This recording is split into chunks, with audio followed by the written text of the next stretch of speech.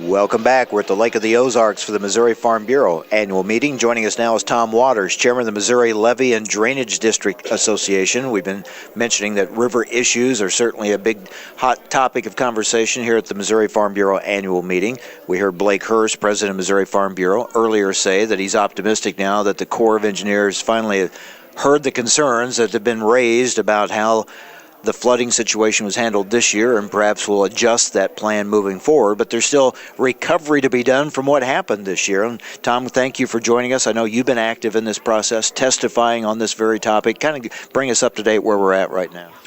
Well, I guess there's really three things that we're looking at now that we need to be doing. The first one, of course, is fixing the levees. There's a shortage of funds to do that, so we're pushing hard for Congress to come up with the money to get the levees fixed. Second, a little more long-term, is finding the tools to give the Corps to provide more storage so that they can better handle high inflows into the reservoir system, and then better levees and flood control projects downstream so that we can handle the water when they do have to release it.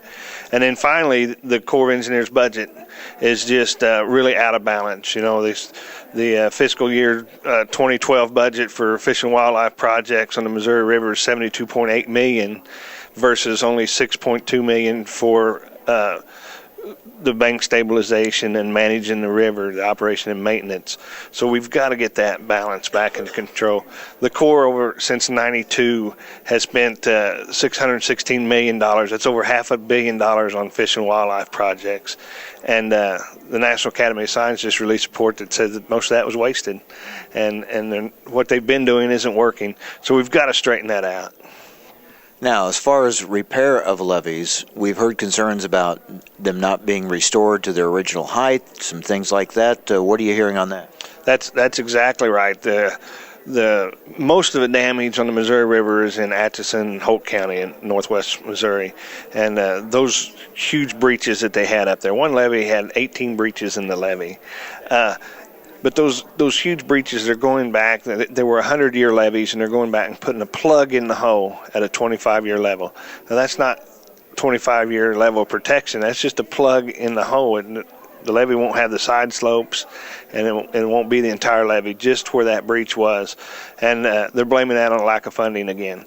So if we get the money, they need to go back to the 100-year. I mean, the Corps is responsible to put that levee back to the 100-year level that it was originally before the flood. It's going to take a lot of time to do that. Going into next spring is going to be a real problem for those farmers in northwest Missouri with the levee breaches.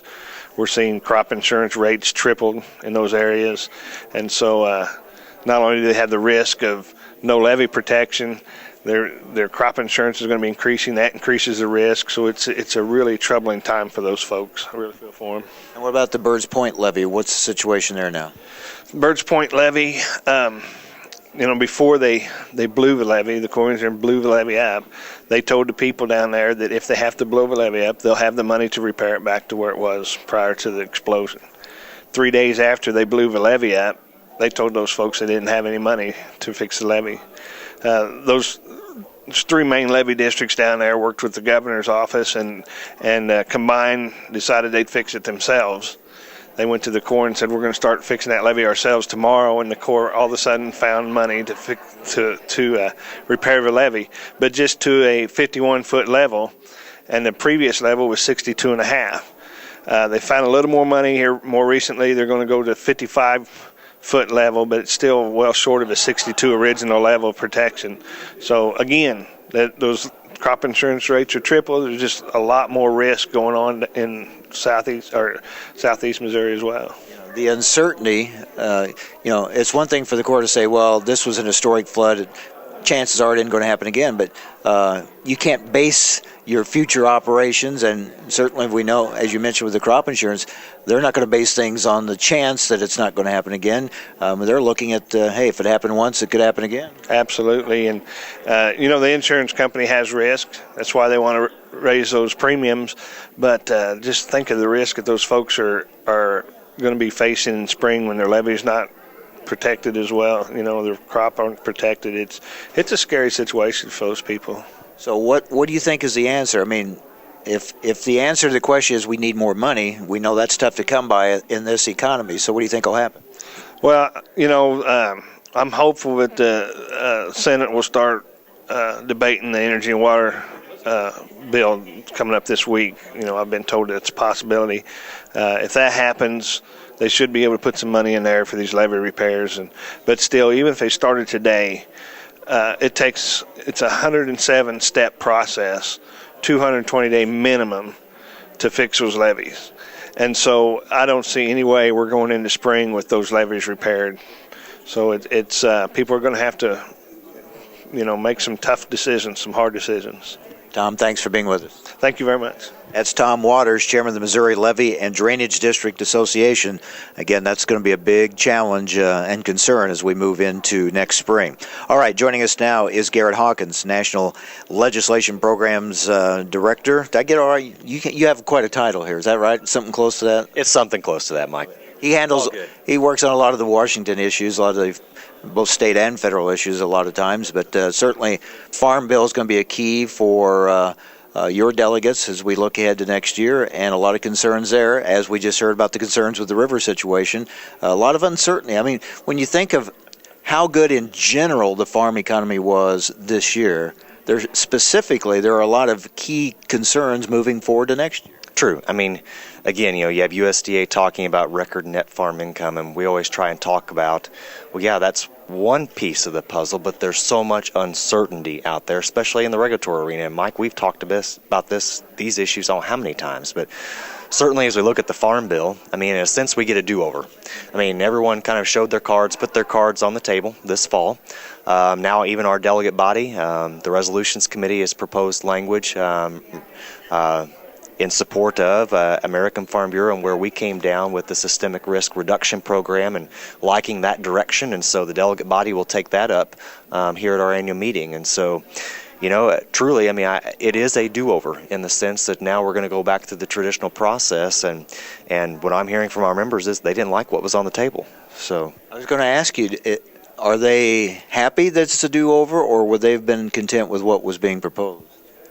No, I think they are appreciative of the fact that now we do get a do-over. They're not real thrilled with, as a general farm organization, we're supposed to look out after the interests of all of agriculture, and it was hard to be thrilled with perhaps a proposal that was somewhat segmented, and the question of, well, how does it work for all of agriculture? And certainly it's better than nothing, and we would have made it work, but perhaps we do get the chance to really examine what's on the table and look and determine if there's a better way to provide a safety net under this budget climate. It'll be an interesting process, that's for sure. Now, the Department of Labor's proposal on these regulations for young people working on a farm, a lot of people here are concerned about that, throughout agriculture concerned about that, and it's one of those things when you come out and say, hey, we have problems with this, it sounds like you're against protecting kids on the farm. That's not what it's about at all. It just seems like this is an overreach, going too far by the Department of Labor. Oh, we would exactly agree, and we just filed comments the other day. The issue boils down to taking perhaps exposés on migrant farm worker children, and then all of a sudden taking that issue and then broadening it to all of agriculture. And certainly, it's not like we support existing standards that are in place that put in place restrictions on certain tasks by age. There are restrictions in place now, but the question is where do they come down? Really broadening, taking a different look at the parental exemption, and we've already had an operator in Missouri, a true family operation that's been told that grandkids and nieces and nephews can't be involved if these regulations go into effect. You look at ag education programs and the impact when you eliminate almost all the student learner exemptions. When students are in these programs and they learn safety firsthand in the classroom and then in an applied environment, how does that promote safety down the road if they're learning it at a 14 and 15-year-old age and now those opportunities are gone? The cynic in me says there's an agenda at play here going after agriculture and looking at a way of really hurting agriculture. Well, I mean, obviously, we've felt under attack the last few years, and then we hadn't really seen anything from the Department of Labor, and now all of a sudden we see this. And especially when you look at ag education, we've seen attacks in Missouri, and even with other proposals nationwide, and now you have an end run with the supervised ag experience component of ag education, of those three circles, and what makes ag education so strong among career education opportunities for students. So, we're going to continue to push back. Who knows what the Department of Labor may do, but certainly we're hoping more members of Congress pay attention to this one, because again, we're all for child safety. We support existing regulations that are in place, but let's take a hard look at what Department of Labor has put forward. Your delegates also in favor of return to horse slaughter? Yes, I mean, for several years we've said, there has to be a humane option for the end of life of horses, and so truly we have been concerned about the rise in neglected and abused horses as a result of not having a humane option in place. And so we're pleased with the congressional action through the appropriations process, and now just being vigilant and keeping in mind that there are those that oppose that will now try and push just an outright ban, and we have to remind people that again, give animal owners an option. Good to see you. Thanks, Great Garrett. to see you guys. Appreciate it. Garrett Hawkins, he is National Legislative Programs Director for the Missouri Farm Bureau. Lots and lots of issues as we wrap up 2011 and look ahead to the coming year. Well, that ongoing battle with HSUS plays out here in the state of Missouri. Certainly the whole ballot initiative efforts and how that plays out. We've seen a lot of that in past years. We'll see more of it in the future. We're going to talk about that next as we continue here at the Lake of the Ozarks at the Missouri Farm Bureau annual meeting. Stay with us. This is AgriTalk.